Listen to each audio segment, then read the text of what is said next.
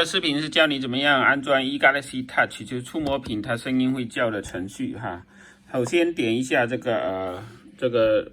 打开 Windows 这个黄色文件夹，然后进入第一盘。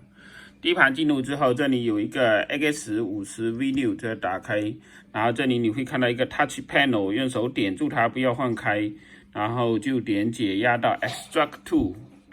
to， 然后它就会解压好了。啊，解压好就有一个黄色文件夹了，黄色文件夹点它，然后再点这个 Set Up， 点它，然后 Yes 是让它运行啊，开始在运行了，点 Next， 我接受 Next， 全部 Next， 确定 Next， 已经完了哈，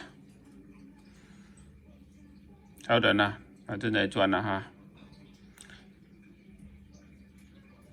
现在什么都不用做，等它装完了就可以了哈。再稍等，好，然后这里他说你要不要试点校正，你可以点 Yes， 如果 Yes 的话，就开始试点校正就可以开始了。点一下第一个显示 OK 的放开，点一下第二个显示 OK 的放开，点一下第三个点显示 OK 的放开。第四个点显示 OK 的放开，这4点校正就是会让你就是更精确了哈。然后就关掉这个窗口，然后桌面上就有一个 eGalaxy Touch， 点它 eGalaxy Touch， 然后点4，然后点设置，你看到现在点还是没有声音的，没声音哈，看到这里是从系统喇叭花声给它去掉，从声卡花声给它点一下，然后这声音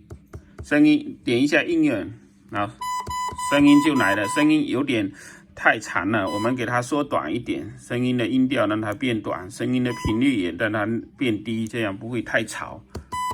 然后一定要点应用，现在哈，现在叫嘟嘟嘟，然后我让它频率大一点，声音不要太长，人家会很吵啊。大概这种调法就可以了哈。先点应用。现在就差不多，就音的长度不要太长，太长的话它会连在一起的，尽量让它声音很短，越短越好啊。我音乐